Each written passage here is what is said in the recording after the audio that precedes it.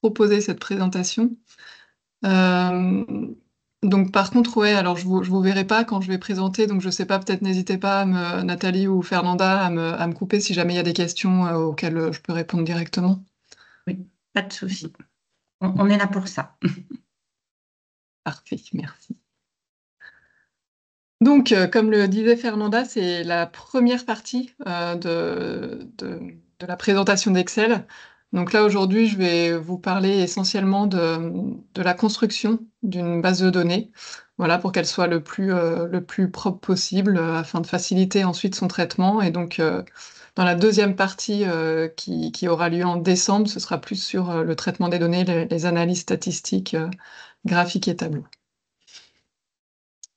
Voilà, donc on va introduire un peu sur comment se présente Excel. Ensuite, je vous parlerai de la validation des données, de format des variables, des listes, de la mise en forme conditionnelle des tableaux, comment figer les volets, comment filtrer, à quoi ça sert. Ensuite, on parlera des tris et quelques trucs et astuces à savoir. Voilà, donc là, je vais partager directement le fichier Excel maintenant, pour que ce soit plus simple pour vous poursuivre. Alors.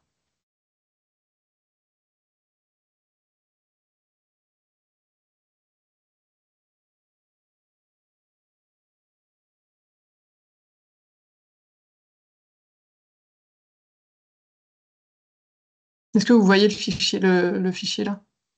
Oui, Excel. très bien. Ouais, bon, super. Ouais. Donc déjà, pour commencer, donc, pour présenter un peu l'interface Excel, donc tout en haut, là, vous voyez que vous avez la ligne de raccourci. Donc vous avez souvent, il y a juste le petit symbole pour enregistrer, mais si vous voulez rajouter d'autres raccourcis, voilà, vous cliquez sur les deux flèches et vous pouvez rajouter par exemple un raccourci de tri ou d'autres. Enfin, voilà, en cliquant sur la flèche, vous pourrez rajouter d'autres raccourcis sur le haut de la page Excel. Ensuite, il y a le ruban du menu, donc avec plusieurs onglets, et on va en survoler quelques-uns hein, au fil de la présentation, pour voir un peu ce que vous pouvez trouver dans ce menu. Et enfin, troisième partie, il y a la barre de formule qu'on va pas trop utiliser aujourd'hui. C'est surtout pour voilà, faire les calculs, différents calculs. Donc pour commencer, donc pour respecter un peu une bonne base de données, il faut respecter quelques standards. Donc notamment, dans une base de données, il ne faut pas de ligne vide, sinon pas de colonne vide. Donc bien une colonne, une variable par colonne. Pas de cellules fusionnées, parce qu'on va voir que ça peut perturber les tris ou les filtres.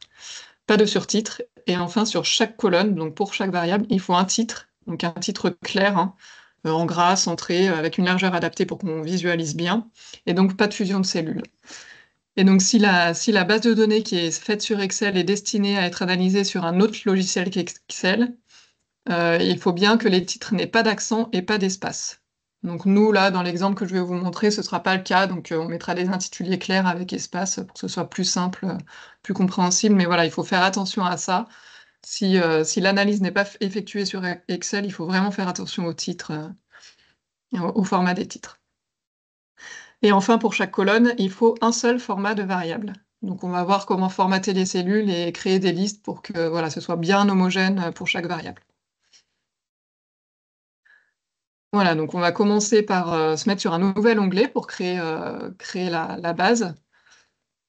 Donc, comme dit, dans la première ligne, on va mettre tous les titres de variables. Donc là, on va créer une base de données de suivi un peu de gestion d'épidémie dans les différents services d'un établissement de santé ou d'un EHPAD. Donc on souhaite avoir la date de début de l'épidémie. N'hésitez pas à faire en même temps hein, si vous le souhaitez. Le nom du service, le type de l'épidémie, le nombre de cas patients, le nombre de patients présents, voilà, pour pouvoir calculer le taux d'attaque. le statut de l'épidémie, donc si c'est une épidémie qui est en cours, qui est maîtrisée ou clôturée. Donc le taux d'attaque et la date de clôture de l'épidémie.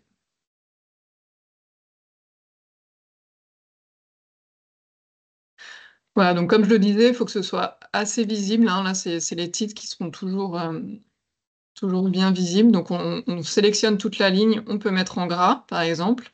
Et là, vous voyez, il y a certains titres qui sont assez longs, qu'on ne visualise pas bien. Donc là, vous pouvez sélectionner toutes les colonnes sur lesquelles il y a un titre, et vous double-cliquez n'importe où, là, entre deux colonnes. Voilà, donc ça met ça met à la bonne largeur chaque colonne en fonction de la taille du titre. Voilà, donc là, on a bien un titre sur chaque colonne. Et maintenant, on va formater nos cellules, voilà, pour chaque variable. Donc, première variable, on a la date de début d'épidémie. Donc, on va la mettre au format date. Donc, pour ça, vous cliquez droit sur la première cellule, hein, en dessous du titre. Vous allez sur le format de la cellule, dans le menu qui s'ouvre. Et donc là, vous voyez, il y a plusieurs onglets. Donc, on va sur le premier onglet. Et donc, vous voyez qu'il nous propose différentes catégories. Donc, ici, on peut sélectionner date. Et donc, il y a plusieurs formats de date. Le premier proposé est celui qui correspond au standard, au format standard de notre pays en tout cas. Donc voilà, là, c'est français. Donc voilà, le format standard en français, celui-ci. Donc on garde ce format-là. Donc on clique sur OK. Ensuite, le service, ce sera du format texte. Voilà, donc on refait la même chose, hein, et on sélectionne texte. Alors le format texte, il est important à être défini, notamment pour, par exemple, des nombres qui seraient à enregistrer sous forme de texte, comme les codes postaux, par exemple. On a des codes postaux qui commencent par 01, 07. Si il n'est pas en format texte, ça enlèvera le 0. Donc il faut bien, voilà, c'est pour ça que c'est bien important de formater les cellules, notamment pour ce genre de données. Ensuite, on a le type d'épidémie. Bon, c'est pareil, hein, c'est un format texte. OK, les nombres. Donc là, nombre de cas et nombre de patients présents dans le service, ce sera des nombres entiers.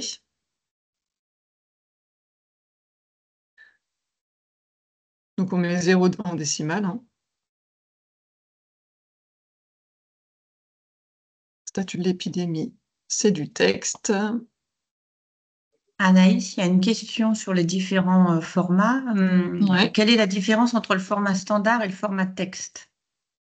Alors standard, en fait, c'est pas, ça peut être des nombres ou du texte. Voilà, c'est des formats généraux en fait.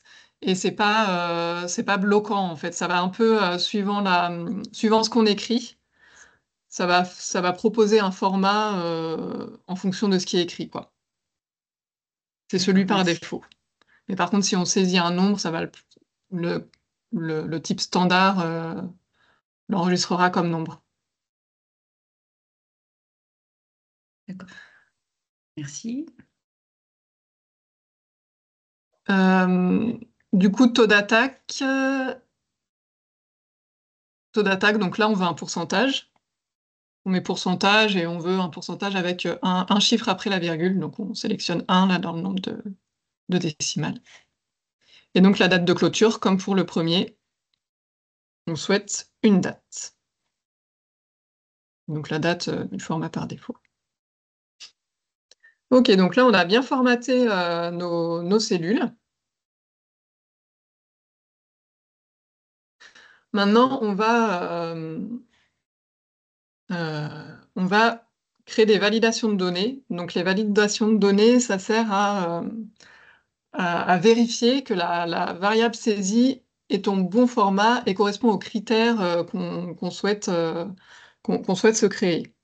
Donc là, par exemple, la date de début d'épidémie, on souhaite qu'elle soit toujours, qu'elle précède toujours le jour d'aujourd'hui, enfin, le jour dans lequel on est.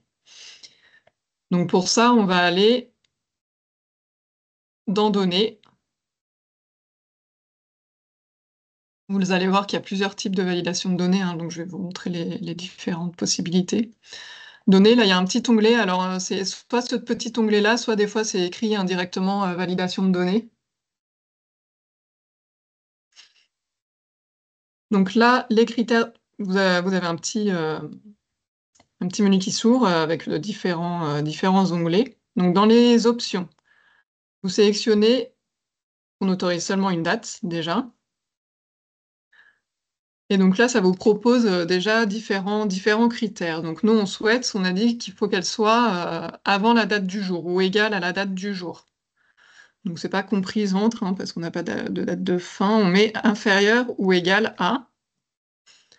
Et là, alors bon, il faut le savoir, hein, mais soit vous mettez par exemple, si vous souhaitez qu'elle soit inférieure ou égale à une date précise, bah, dans ce cas-là, vous mettez 14-11-2024, mais ça ne se mettra pas à jour automatiquement. Par exemple, demain, vous ne pourrez plus mettre une épidémie qui commence le 15 novembre. Donc pour que ça se mette à jour automatiquement, vous mettez égal aujourd'hui, avec parenthèse ouverte fermée, avec un H c'est mieux. Voilà, donc là vous avez votre critère. Ensuite, vous voyez qu'il y a deux autres onglets. Donc il y a le message de saisie, alors ça c'est optionnel.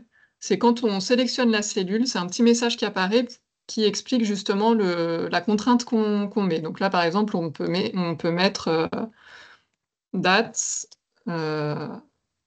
du jour maximum, par exemple. Et il y a un troisième onglet donc, qui est alerte d'erreur. Donc il y a différents styles. Donc voilà, là on sélectionne quand des données non valides sont tapées, donc des données qui ne correspondent pas aux premiers critères sont tapées. Alors soit il y a un message stop, donc là c'est bloquant, on ne pourra pas saisir cette donnée. Soit c'est un avertissement, donc dans ce cas-là, voilà, ça changera de symbole, hein, de message. Donc c'est un avertissement, mais ce n'est pas bloquant. Voilà, ça prévient que la donnée n'est pas ne correspond pas aux critères, mais ça ne sera pas bloquant. On pourra quand même laisser cette donnée-là. Soit c'est un message d'information. Voilà. Donc là, dans notre cas, c'est un message stop. Il ne faut pas que cette donnée puisse être saisie avec une mauvaise date. Et donc on met en message d'erreur la date saisie doit être avant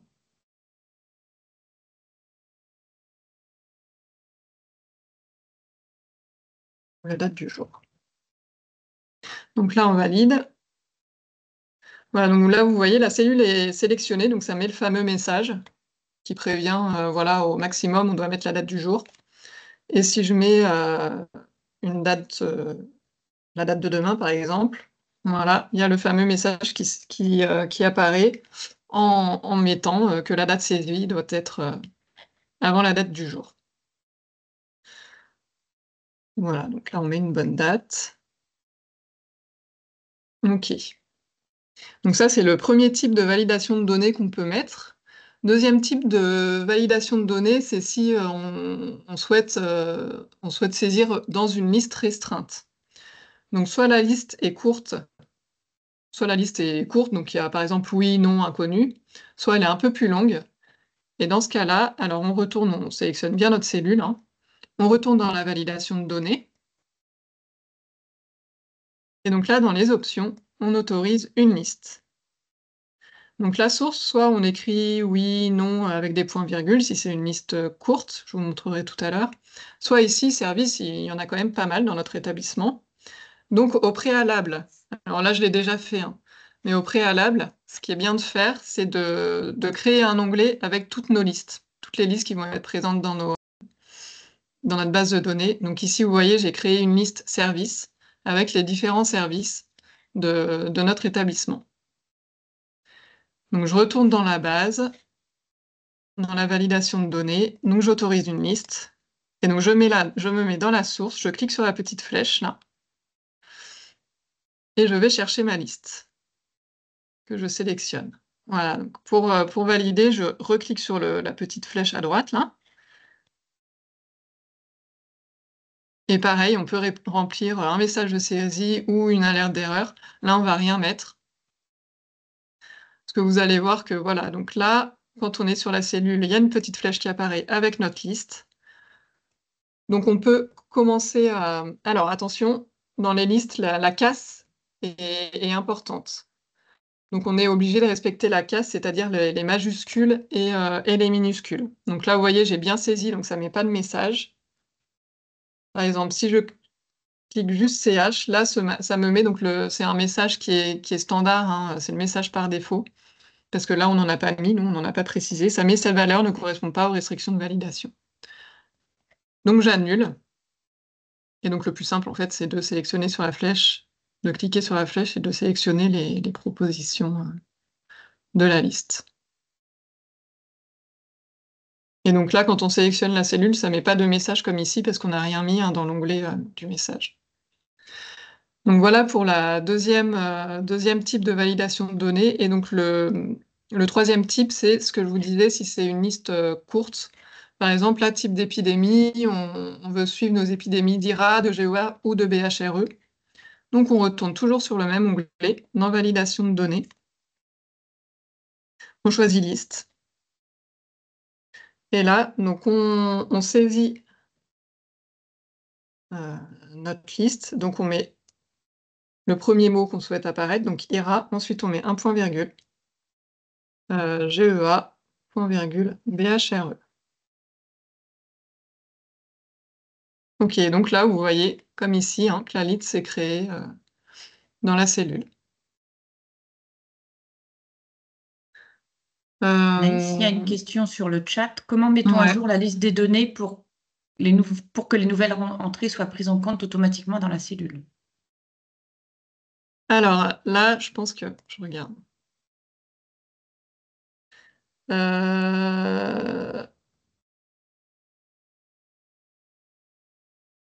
Alors, on va essayer.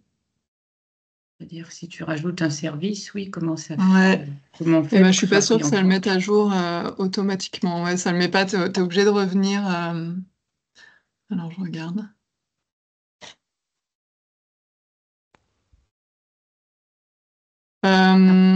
Marie-Christine, oui, Marie-Christine, Oui, tu veux répondre? oui, j'ai peut-être la solution. Effectivement, il faut modifier la liste Ouais. en rajoutant le service qui manque. Et après, je pense qu'il faut faire actualiser tout. Dans l'onglet qui est sous révision, là, il y a une petite icône actualiser tout.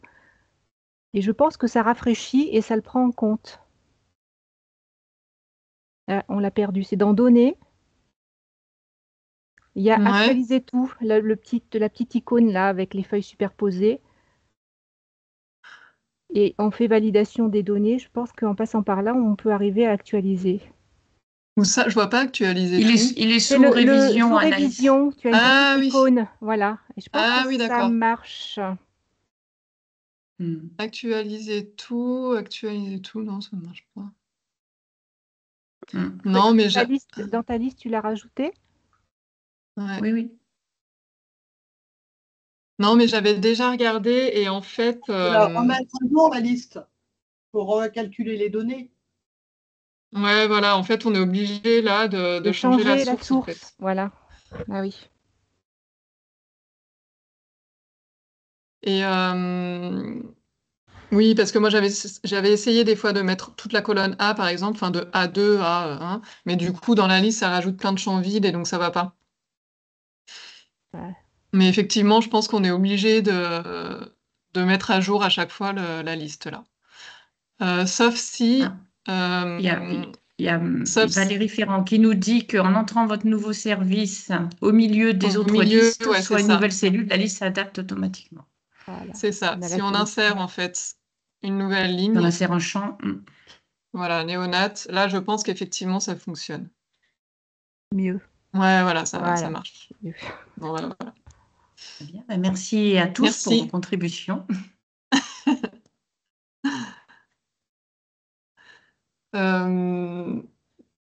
Du coup, alors je regarde si j'avais mis autre chose dans les listes. Donc, je vous ai dit que c'était sensible à la casse.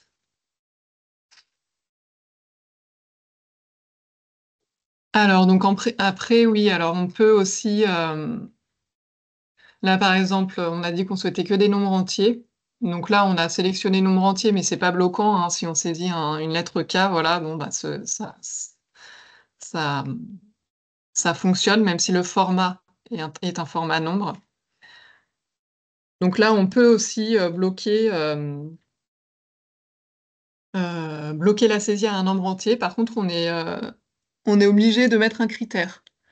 Donc là, on est obligé de mettre compris, par exemple, entre 0 et quelque chose, ou non, on veut juste que ce soit supérieur à 0. Donc dans ce cas-là, on met supérieur. Alors supérieur ou égal. Non, supérieur. Sinon, c'est pas mignon. Supérieur à 0. Voilà. Et même pour nombre de patients présents, on va mettre supérieur à 1. Non, bah, supérieur à 0, ça marche aussi. Voilà, donc vous avez aussi des validations de données sur des formats de variables, en fait, hein, que ce soit vraiment bloquant. Donc là, si je mets 0, voilà, si je mets 0, ça bloque. Ensuite, donc statut de l'épidémie, c'est pareil, c'est une liste que j'ai créée. Donc moi, j'ai mis statut en cours, maîtrisé, clôturé. Donc là, de la même manière, on va aller dans nos validations, autoriser une liste.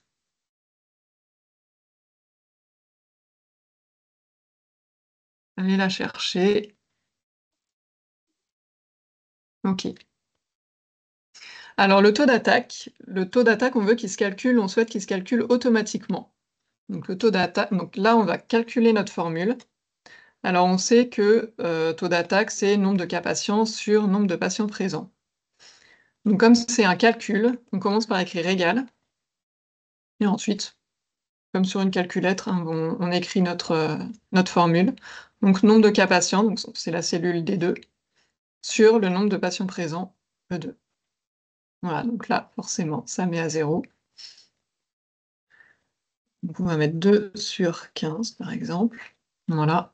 Et donc on a le taux d'attaque qui se calcule automatiquement et il s'écrit en pourcentage parce on a dit avant que c'était un format pourcentage avec une décimale. Et date de clôture, donc date de clôture, on souhaite que ce soit après la date de début d'épidémie. Donc on peut aussi créer des validations de données en fonction d'autres données saisies. Donc là, on met que c'est une date et qu'il faut qu'elle soit supérieure à la date de début d'épidémie. Donc là, on va aller chercher notre cellule. Voilà, donc date de début d'épidémie, on sélectionne notre cellule et là, ça met directement la cellule. Et donc si je mets une date qui est avant, voilà, ça met bien le message d'erreur. Voilà, donc on va quand même saisir des données en cours, type d'épidémie rare. Voilà. Voilà pour le formatage des cellules. Je pense qu'on a un peu fait le tour.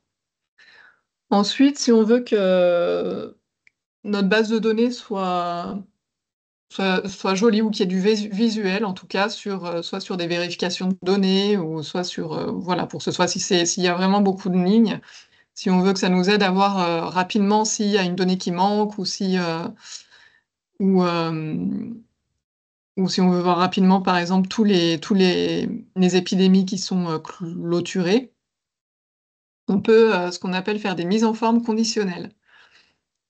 Donc, par exemple, vous souhaitez surligner toute la ligne si l'épidémie est clôturée. Donc, vous sélectionnez votre ligne.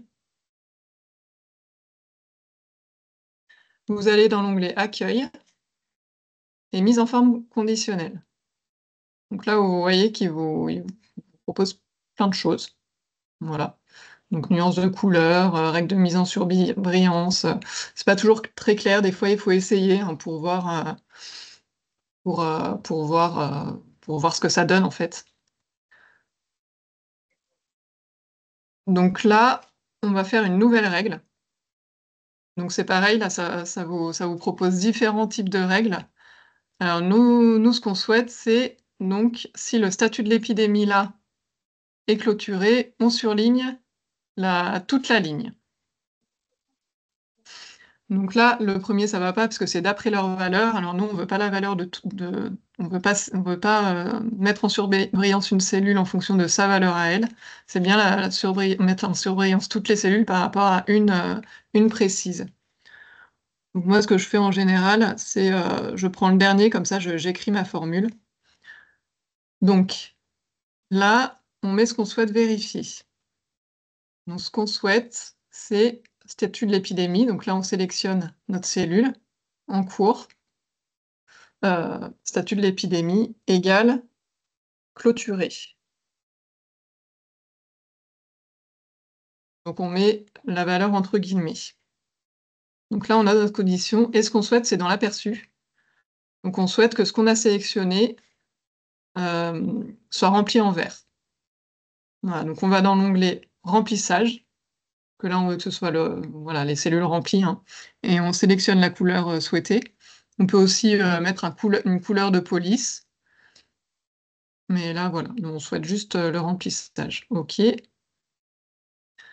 Et on fait OK. Donc là, par exemple, si on sélectionne clôturer, vous voyez, toute la ligne se surligne en vert. Autre exemple, on souhaite que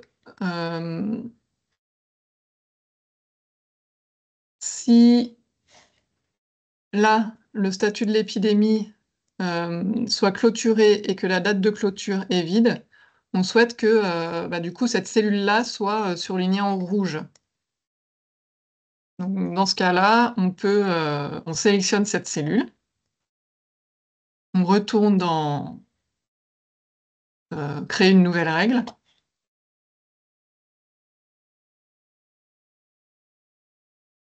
Voilà, donc c'est pour vous montrer qu'on peut mettre plusieurs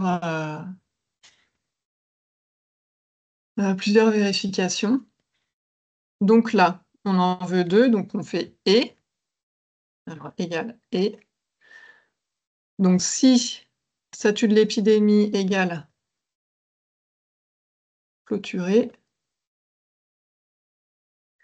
et donc pour faire le « et », donc là on a mis au début de la formule « et », on met un point-virgule pour le deuxième critère. Et donc là, c'est la date de clôture. Donc H2 est vide, donc égal guillemets guillemets pour mettre vide. Alors on souhaite que cette fois ce soit surligné rempli en orange. On met OK. Voilà, donc là ça l'a mis direct parce que c'est bien vide alors que le statut est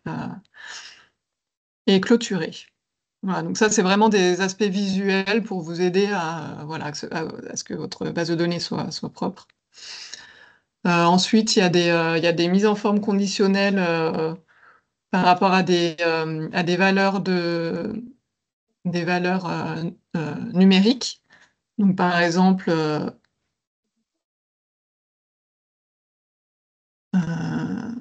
hop,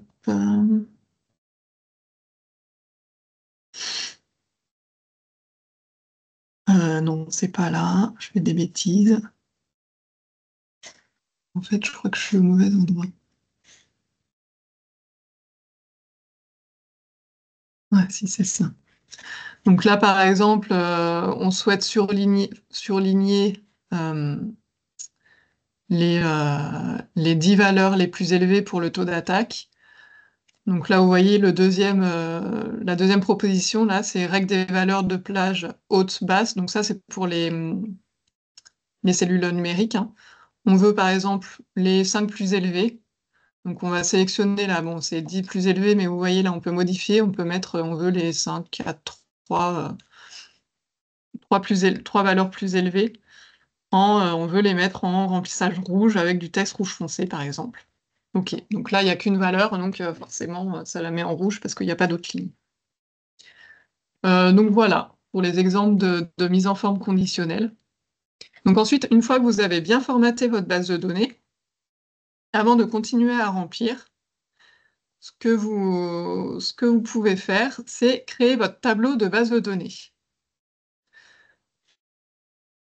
Donc, vous sélectionnez une cellule du tableau, n'importe laquelle. Vous allez dans Insertion et vous cliquez sur Tableau. Voilà, donc là, ça vous sélectionne par défaut les lignes remplies. Mon tableau comporte des entêtes, vous le laissez sélectionner, ça prend en compte la première ligne, que la première ligne, c'est la ligne de titre. Vous cliquez OK, et là, ça vous crée un tableau. Donc, vous pouvez changer son format, hein, si vous souhaitez, on va laisser comme ça.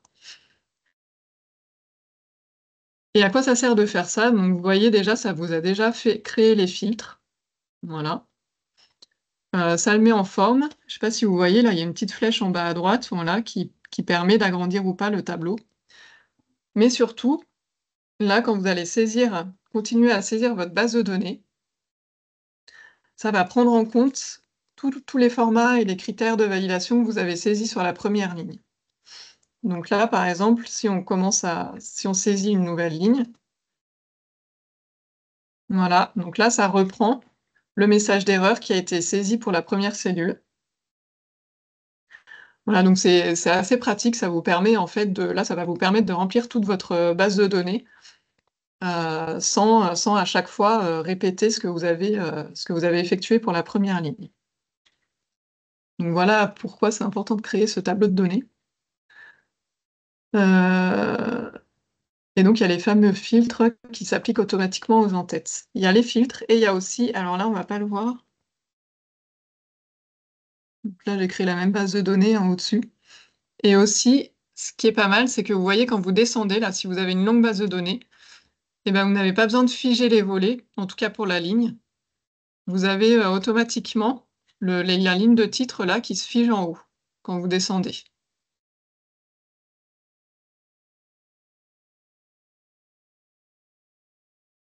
Voilà. Je vais quand même vous montrer comment figer les volets. Donc par exemple, là, la ligne du dessus sera déjà figée. Par contre, nous, on souhaite toujours avoir en visuel la date de début d'épidémie. Donc là, votre base de données n'est pas très large, mais des fois, il y a vraiment beaucoup de noms de variables.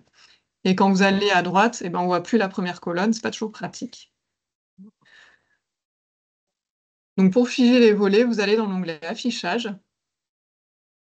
Et donc là, vous avez le petit encart Figer les volets. Et donc vous voyez qu'il vous propose soit figer la ligne supérieure, donc là on a vu que c'était pas la peine, soit figer la première colonne. Voilà, donc là on fige la première colonne et on peut aller autant à droite qu'on veut, la première colonne sera toujours visible. Et si on souhaite avoir à la fois bon là on n'a pas besoin, mais à la fois la première ligne et les deux premières colonnes par exemple de figer, dans ce cas-là, alors là je libère, dans ce cas-là ce sera la première proposition. Voilà, c'est bien expliqué, hein, garde les lignes et les colonnes visibles lors des déplacements dans la feuille de calcul par rapport à la sélection actuelle. Donc si je veux avoir ma première ligne et mes deux premières colonnes de figées, je me mets ici et je vais dans figer les volets, la première proposition. Voilà, donc là vous voyez que les colonnes A et B sont bien figées et la première ligne aussi. Voilà pour figer les données. Alors ensuite, il y a l'option filtre. Alors je vais aller sur ma base de données un peu plus complète là, qui est exactement la même, hein. Ce sera plus visible. Donc là, quand j'ai créé mon tableau, ça m'a automatiquement mis les petites flèches de filtre de données. Si elles n'y sont pas, on va dans... Alors, il y a plusieurs manières. Soit on va dans l'accueil. Là, vous voyez, il y a un petit bouton trier, filtrer. Vous allez là. Et donc, vous cliquez sur filtrer. Voilà, donc ça vous ajoute en fait les petites flèches en haut. Soit vous allez dans données, et là, il y a le gros entonnoir qui apparaît, donc vous cliquez dessus, et puis ça filtre tous les noms de colonnes. Donc là, par exemple, on va sélectionner les épisodes clôturés. Donc comment on sait qu'il y a des filtres dans ma base de données? On le sait de plusieurs manières. Donc déjà, là, vous voyez à gauche, je ne sais pas si vous voyez bien, je pense que si. les numéros de ligne ne se suivent plus, donc on passe de 2 à 4 et elles sont bleues. Donc quand vous voyez que les numéros de ligne là à gauche sont bleus, c'est qu'il y a un filtre quelque part. Autre façon de le savoir, donc là vous voyez à côté de la flèche, là il y a un petit entonnoir. Donc ça veut dire que la colonne est filtrée.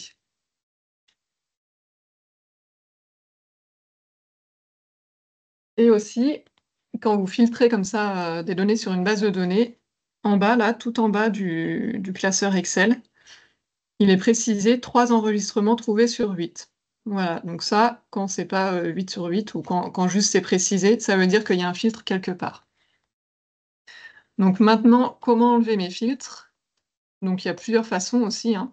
Soit vous trouvez rapidement la colonne filtrée, vous cliquez dessus, et là vous cliquez sur effacer le filtre. Donc c'est bien effacer le filtre de statut d'épidémie, donc de cette colonne-là.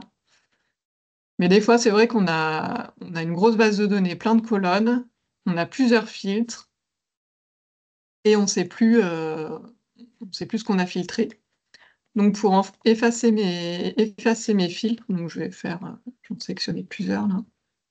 Pour être sûr qu'on a bien supprimé tous nos filtres, on va dans l'onglet données là où il y a le gros entonnoir, et vous voyez, il y a effacer.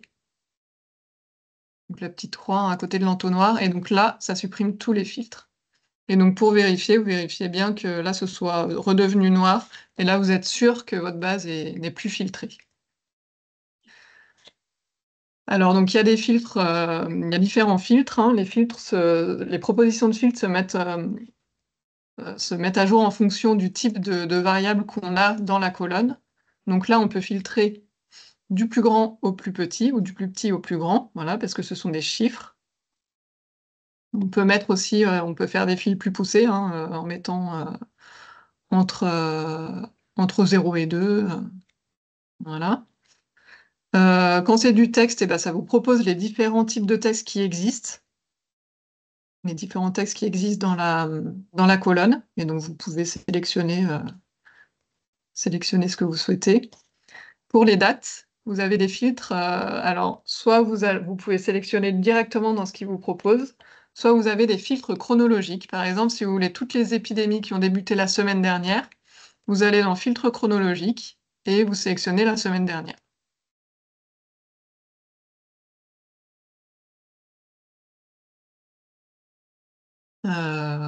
Voilà. Qu'est-ce que je voulais vous montrer d'autre sur les filtres? Filtre numérique, ah ouais, alors dans filtre textuel, vous pouvez aussi, donc eux, ils proposent les données qui existent, mais vous pouvez aussi filtrer sur, par exemple, vous souhaitez, bon là c'est un peu, il n'y a pas vraiment d'exemple, mais vous souhaitez par exemple avoir toutes les lignes qui commencent par G, et ben vous pouvez filtrer ici, commencer par, et puis vous cliquez la lettre G par exemple. Voilà, et là vous avez toutes les lignes qui commencent par G.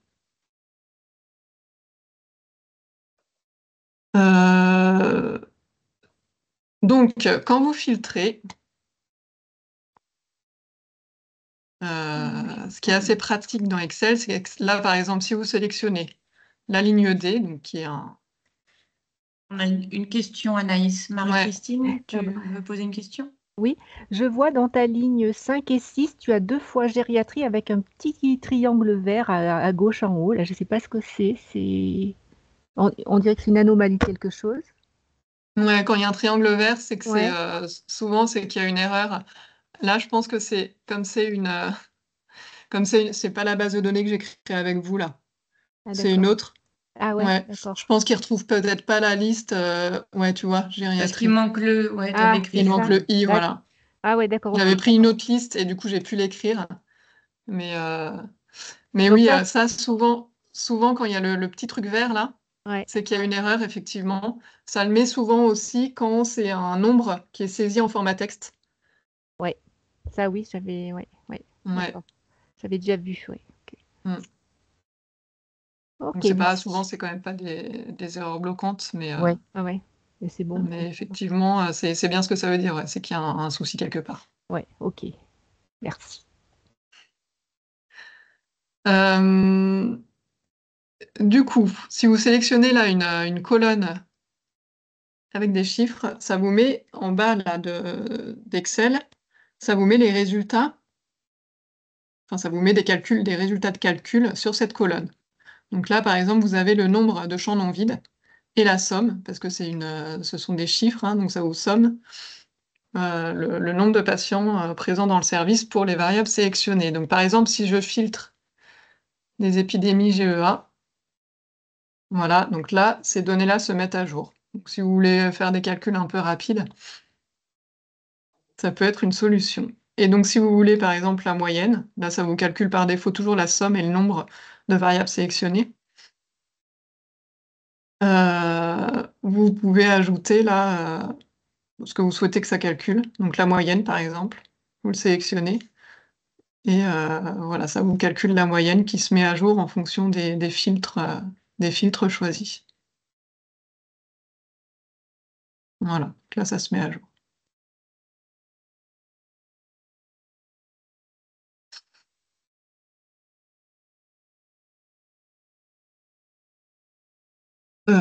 Voilà pour les filtres.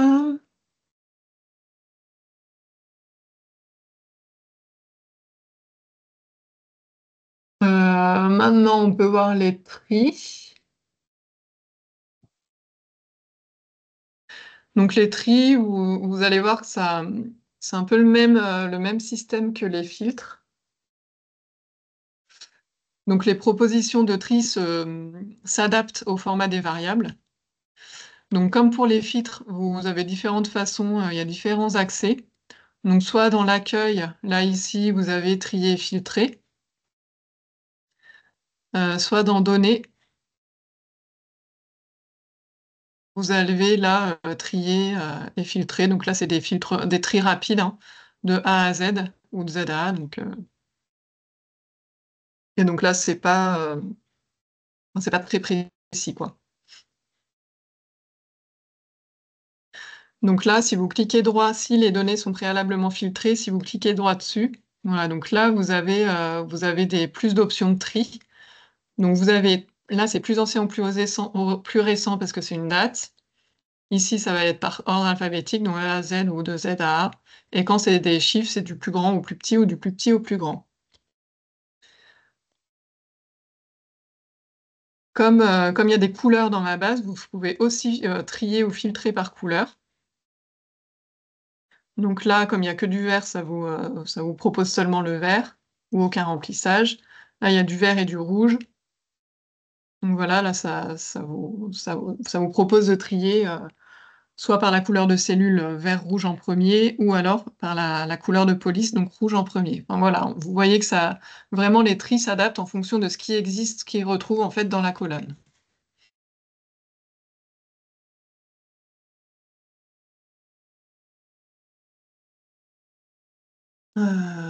Ah oui, alors ce que je peux vous montrer aussi, c'est que vous pouvez faire des tris sur plusieurs colonnes, donc de différents niveaux.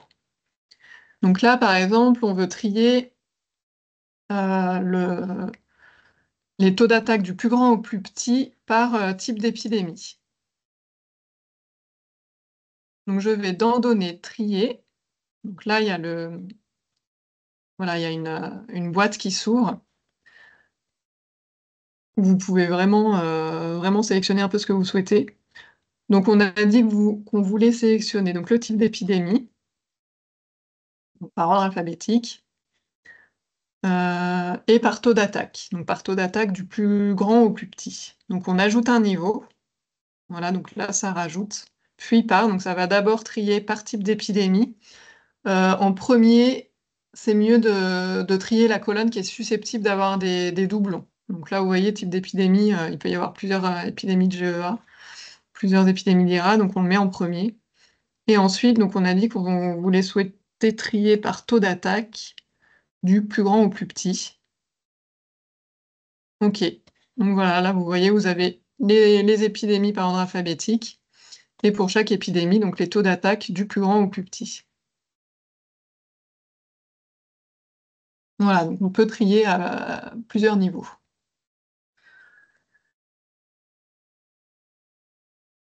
Voilà pour les tris. Je crois que j'ai un peu montré tous les types de tri. Ouais.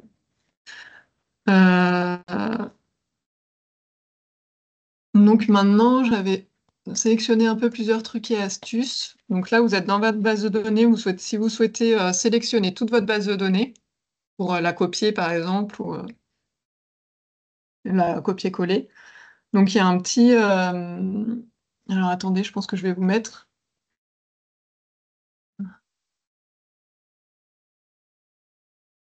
Je vais vous mettre le diapo. Le diapo. Il y a un raccourci qui existe, qui est CTRL étoile. Donc vous mettez n'importe où dans votre base de données, vous faites CTRL étoile et ça vous sélectionne toute votre base de données. Vous voyez, ça s'arrête bien à la deuxième ligne, ça s'arrête bien à la dernière colonne. Donc là, vous sélectionnez toute votre base. Et donc si vous voulez copier, bon, ça, je pense que vous connaissez, c'est CTRL plus C, et coller, c'est CTRL V. Vous souhaitez sélectionner toute une colonne. Donc là, vous mettez en haut d'une colonne, par exemple la colonne D. Vous faites CTRL Maj et flèche du bas. Voilà, donc là, toute votre colonne est sélectionnée. Et pour la ligne, c'est le même système. Vous faites CTRL majuscule et flèche de droite. Alors là, ça s'est arrêté. CTRL maj flèche de droite. Ça s'est arrêté à taux d'attaque parce que date de clôture est vide. Donc dans ce cas-là, vous recliquez sur la flèche de droite et ça continue jusqu'à la date de clôture. Voilà pour les raccourcis. Alors,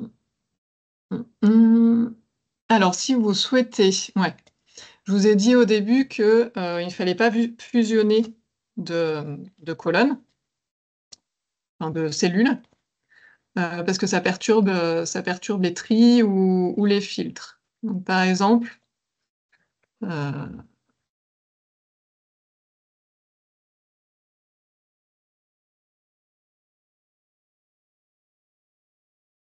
là, j'ai deux colonnes. Les deux, j'aimerais qu'elles s'appellent nombre de patients. Si je fusionne et que je souhaite filtrer, donc il y a bien la flèche qui apparaît, mais là, vous voyez, ça propose seulement les filtres sur la première colonne. Donc voilà, c'est pour ça qu'il faut éviter de fusionner. J'enlève le filtre. Mais vous avez quand même bien envie de mettre un nom sur les deux cellules, là, le même nom sur les deux cellules. Donc là, par exemple, à chaque fois, vous remplissez le nombre de patients, et plutôt que de saisir un nombre de patients ici et nombre de patients dans la baie, vous souhaitez que le nombre de patients soit écrit une seule fois et centré sur les deux cellules.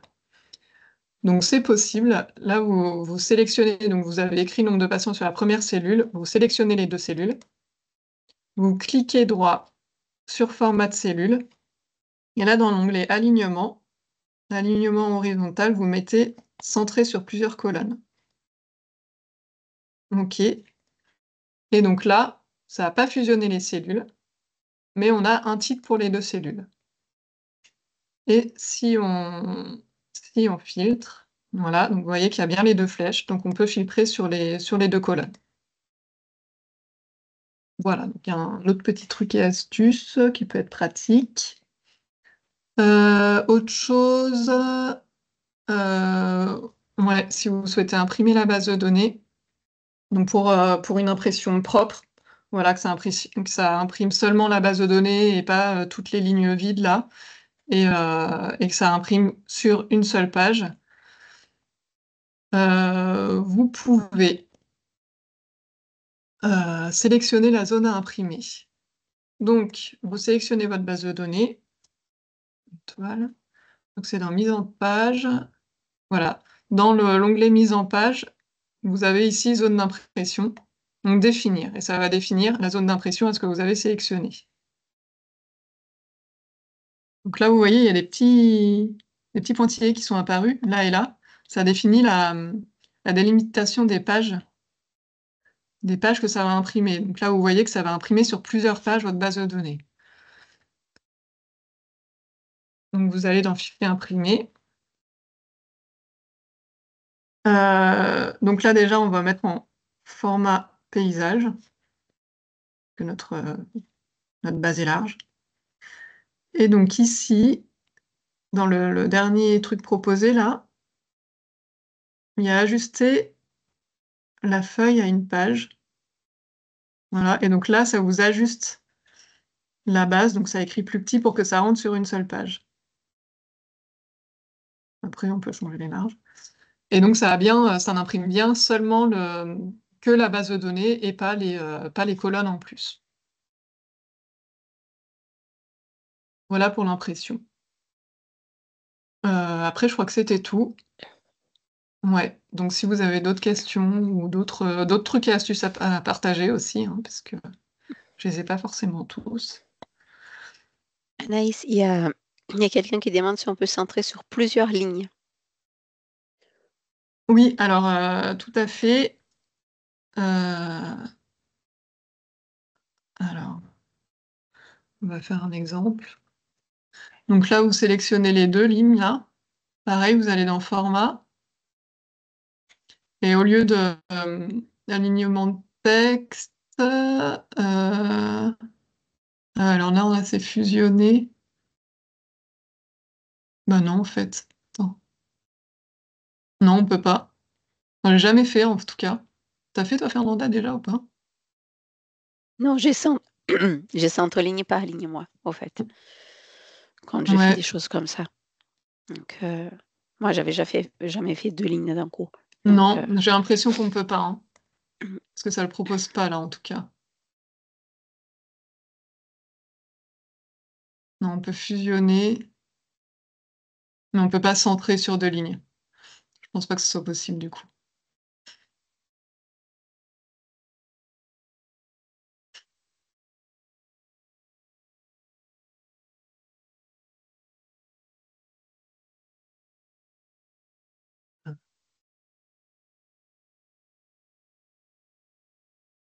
Il y a d'autres questions. Je vais essayer de remettre peut-être.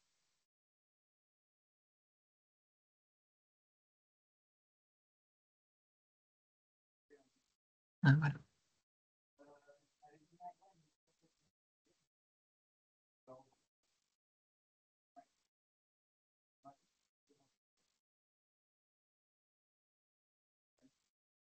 Est-ce qu'il y a d'autres questions, d'autres partages d'astuces? En tous les cas, moi, j'ai appris plein de choses. Mais déjà, dès que tu as commencé avec de pouvoir mettre des raccourcis en haut à gauche, là, je ne savais pas.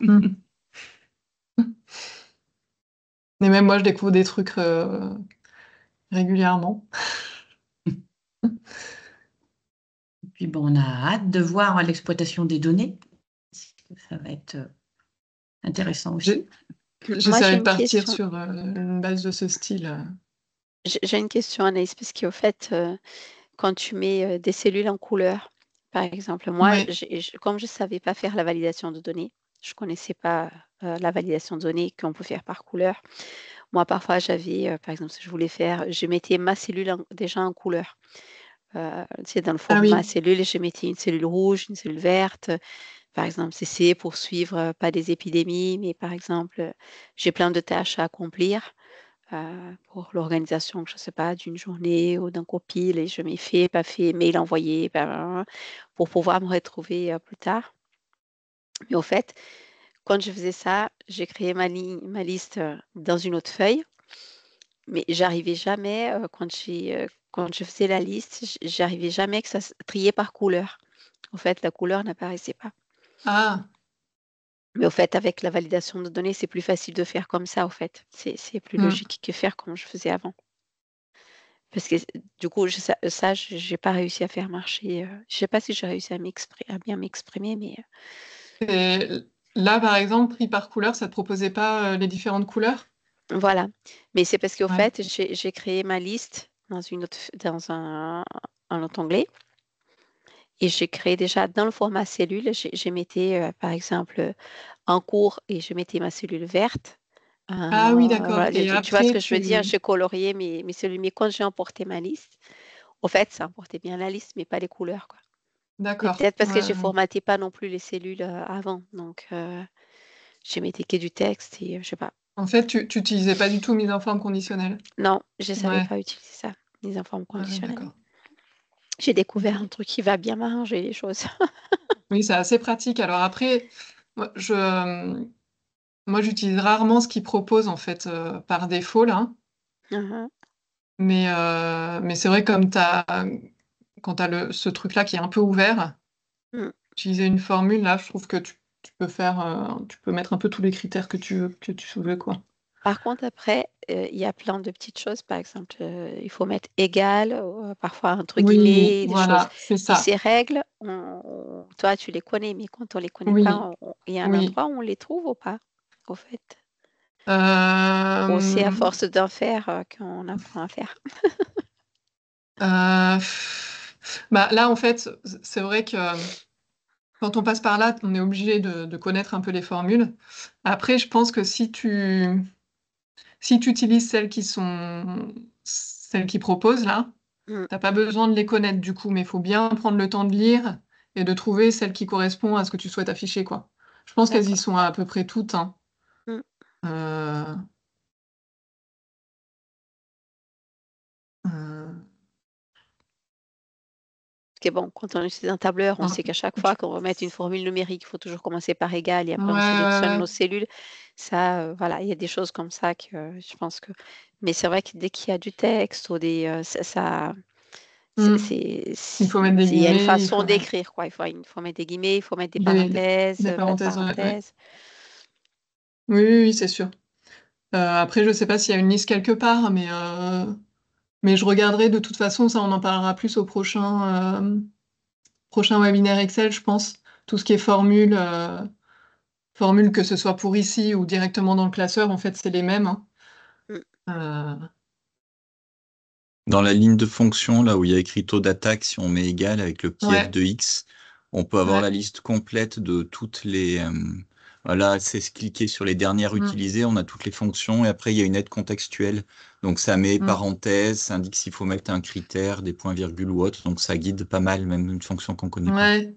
Après, ça, c'est pour les fonctions directement dans le classeur, mais c'est vrai que pour C'est les les ensembles mêmes. conditionnels, ouais. Ouais, ouais, ouais. Oui, c'est Sinon, les sur mêmes le qu'on doit chat, mettre ici. C'est vrai que là, il y sur a le pas. chat, il y a une autre astuce aussi d'Annick qui nous donne une bonne astuce. Quand on Mm. a du texte trop long, enfin pour de faire renvoyer à la ligne automatique, Ouais. tu Voilà, peux ouais. nous montrer Anaïs Effectivement. du coup? Ouais.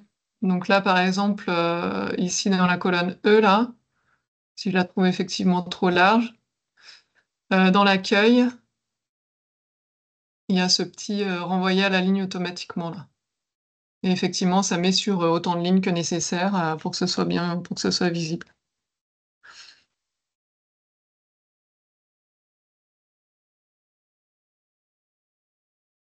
Après, pour adapter la largeur et les colonnes, c'est comme pour tout à l'heure, hein. Là, pour adapter la largeur, vous sélectionnez votre ligne, vous double-cliquez et ça adapte la largeur en fonction de ce qu'il y a saisi.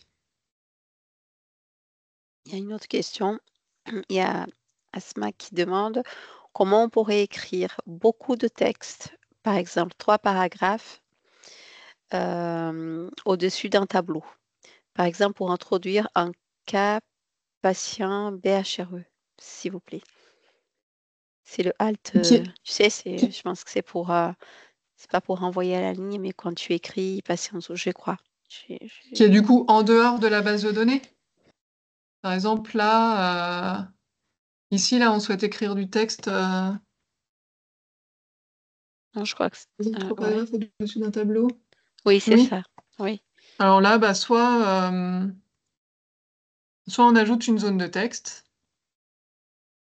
Donc on fait insertion texte. Voilà, zone de texte. Et donc là, voilà, c'est vraiment du texte qui est pas, dont l'objectif n'est pas de travailler dessus, après de faire des formules à partir de ce texte. Bah là, voilà, on peut écrire autant de lignes qu'on le souhaite, hein. Euh, soit on fusionne plusieurs cellules. Mais bon, là, c'est quand même moins visible si c'est juste du texte. Et puis là, pareil, on peut écrire directement dans la cellule, sachant que là, par exemple, si on fait entrée, ça passe au suivant. Alors, si vous voulez passer à la ligne quand vous écrivez du texte dans une cellule, c'est... alors, faut que je m'en souvienne. Je crois que c'est Alt-entrée. contrôle, Contrôle, alt, Contrôle entrée. Alt. Entrée. entrée, oui. Contrôle, alt, entrée, c'est ça? Mm.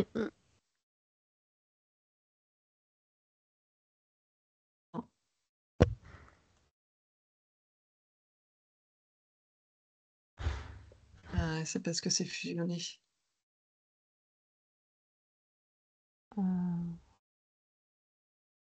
Alt-entrée. Alt, entrée. Ouais, c'est alt, entrée, c'est ça. Ouais. Merci. Ouais, c'est ça, c'est alt, entrée. Voilà, donc il y a ces deux façons, ça. Là, soit vous fusionnez autant de cellules que nécessaire, soit vous créez une zone de texte.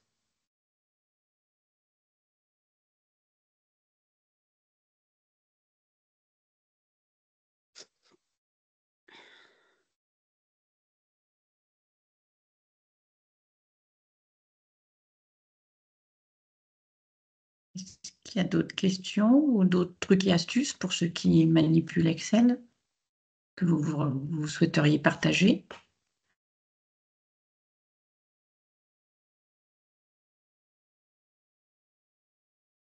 Après, Anaïs, je ne sais pas si, tu prévois de faire tout ce qui est mise en forme de tableau, des choses comme ça, si c'est dans la deuxième session, une fois qu'on aura fait les bases de données, ou juste parce que parfois c'est difficile pour savoir où est-ce que je mets mes bordures, pas de bordures. Quand je vais imprimer, je veux qu'apparaisse qui est le texte, et pas, voilà.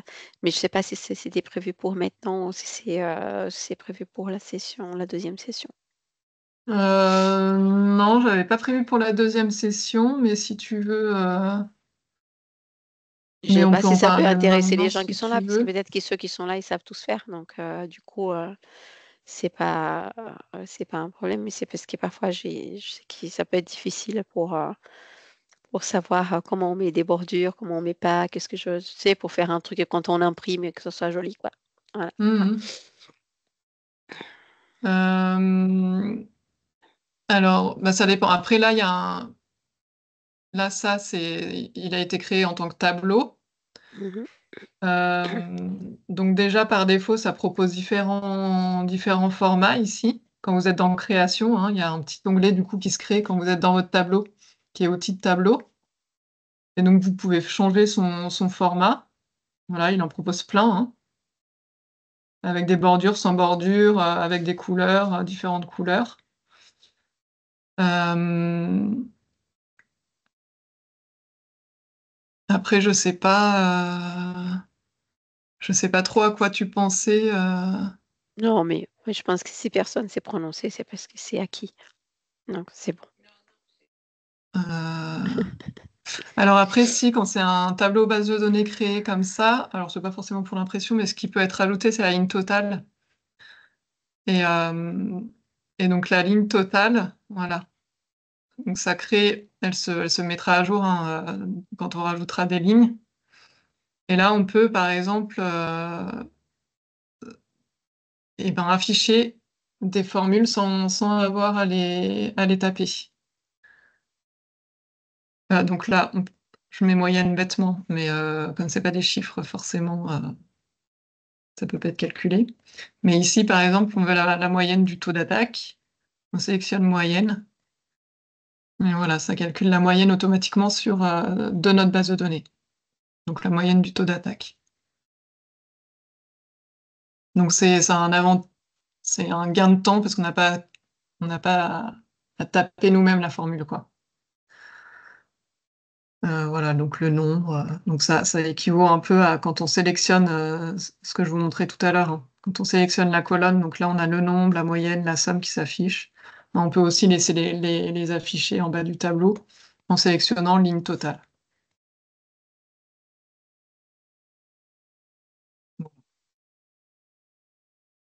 Merci.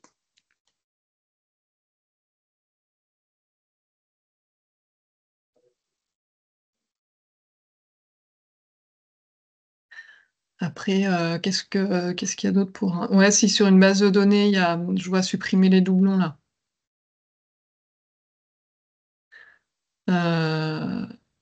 Supprimer les doublons. Alors, j'essaye de chercher un exemple.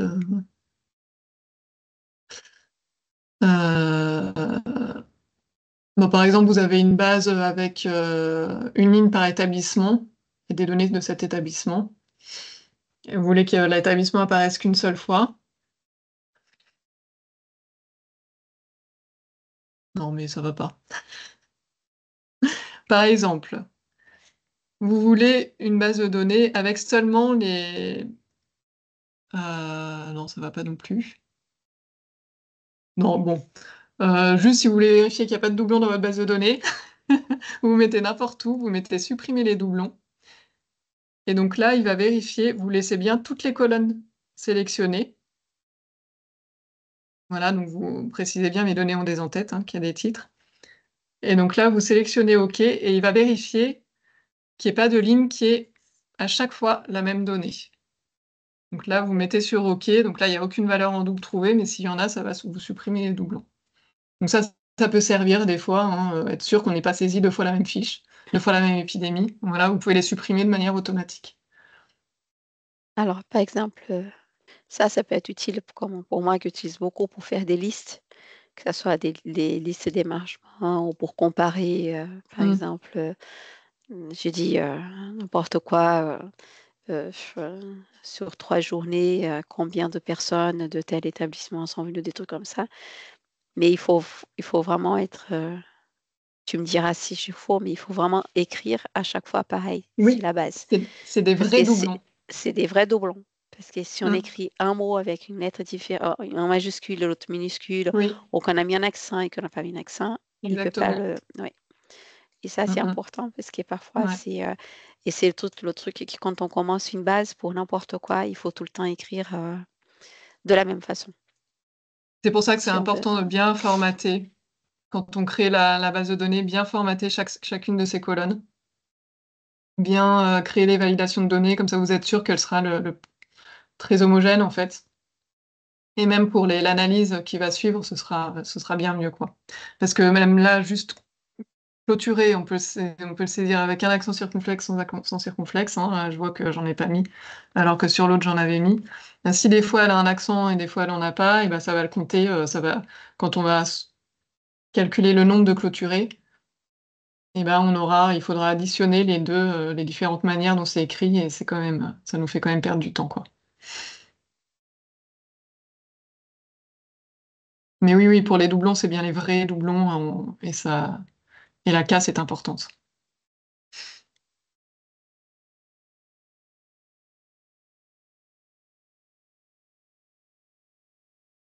Donc, si vous avez encore une question qui vous taraude, c'est le moment. Ou alors quelque chose que vous voulez partager.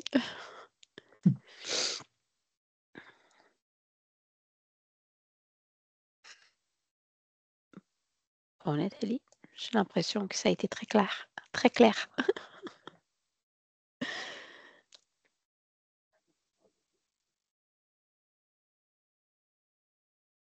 Bon, bah, merci en tout cas.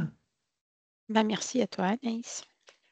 Merci à ceux qui ont proposé leurs petites astuces. Merci beaucoup. En tout cas, moi, j'ai appris plein de trucs. Bah, Mais tant bon, mieux. je t'appellerai Et dans le n'hésitez suivant. pas, avant le prochain webinaire, si vous avez des envies, des questions précises, n'hésitez pas à me les envoyer, que je les intègre dans le diaporama, parce que je pense pas forcément à tout, hein. Donc voilà, si vous avez des idées, n'hésitez pas à me les proposer. Le but, c'est vraiment ce sera plus axé formule, un calcul, quoi, et tableau et graphique. Mm. Voilà. Super.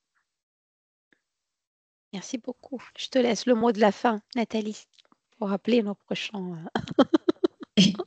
Merci à tous, à Anaïs, à tous les participants. Et puis donc rendez-vous le prochain Café de la Doc le 12 décembre à la même heure, 14h. Avec les Voilà. mêmes interlocuteurs. Avec voilà, les mêmes, Allez, les on mêmes renouvelle. personnes. Les mêmes- Voilà. Ok. Eh ben, bonne fin de journée à tous. Merci Merci. beaucoup. Merci. Au revoir. Bon Au revoir. après-midi. Merci. Au revoir.